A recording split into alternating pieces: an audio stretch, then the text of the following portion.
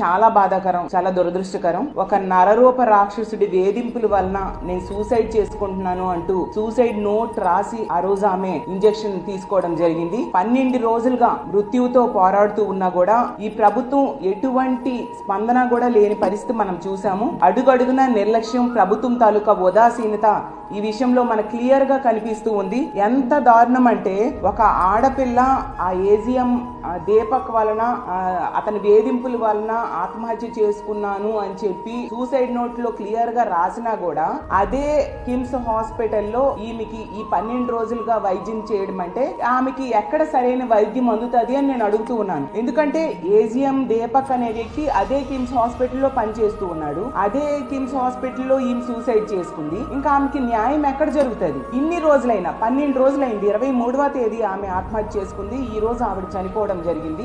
ఇన్ని రోజులైనా ముఖ్యమంత్రి గారు గాని, డిప్యూటీ సీఎం గారు గాని, అలాగే హోమ్ మినిస్టర్ గారు గాని, ఒక మహిళ అయి ఉండి కూడా హోమ్ మినిస్టర్ గారు గాని కనీసం ఈ విషయం మీద స్పందించారా? మెరుగైన వైద్యం అందుతుందా లేదా కనీసం కనుక్కున్నారా? ఎటువంటి స్పందన లేదు. అడుగడుగున నిర్లక్ష్యం. ఎంతగా వీళ్ళకి మహిళల పట్ల చులకన భావం ఉంది అనేది అర్థమవుతుంది. ముఖ్యమంత్రి గారు చంద్రబాబు నాయుడు గారు ఆడపిల్లలకి ఈ రాష్ట్రంలో గనుక ఎవరైనా అన్యాయం చేస్తే అదే వాళ్ళకి ఆఖరి రోజు అంటూ మాట్లాడుతూ ఉన్నారు. మరి ఈ ఫార్మసీ విద్యార్థి విషయంలో ఏం చేశారు ముఖ్యమంత్రి గారు? మీరు పక్కనే పోలవరం సందర్శించడానికి వెళ్లారు ఈ 12 రోజుల్లో. మరి ఈ అమ్మాయిని చూడడానికి వెళ్లడం గానీ, కుటుంబానికి ధైర్యం చెప్పడం గానీ ఎందుకు మీరు చేయలేదు? అలాగే డిప్యూటీ సీఎం గారైన పవన్ కళ్యాణ్ గారు అయితే ఆడపిల్లలకి అన్యాయం జరిగితే తాట తీస్తానని చెప్పారు. మరి పక్క జిల్లాయే కదా మీది, మీ నియోజకవర్గం. మరి రాజమండ్రిలో ఈ అమ్మాయికి ఎంత అన్యాయం జరిగితే ఆమె లెటర్ లో ఎంత దారుణంగా అతను వేధించాడు అనేది అంత చక్కగా ఆమె రాసి పెట్టి చనిపోతే మరి మీరు ఎక్కడ ఆ దీపక్ తాట తీశారు? కనీసం ఆ కుటుంబానికి పరామర్శ చేయడానికైనా వెళ్ళారా మీరు? అంటే మాటలకైనా చేతలకి మీ మాటలు పనిచేయవా? అలాగే హోమ్ మినిస్టర్ గారు ఆవిడైతే ఈ కూటమి ప్రభుత్వం అధికారంలోకి వచ్చింది, ఈ రాష్ట్రంలో ఉన్న ఆడపిల్లలందరూ ప్రశాంతంగా నిద్రపోవచ్చనే స్టేట్మెంట్స్ ఇచ్చారు. అలాంటి వ్యక్తి పక్క జిల్లాయే కదా. మరి ఈమె ఈ సూసైడ్ చేసుకొని 12 రోజులైంది, హాస్పిటల్లో వైద్యం అందుతుంది. కనీసం దీని మీద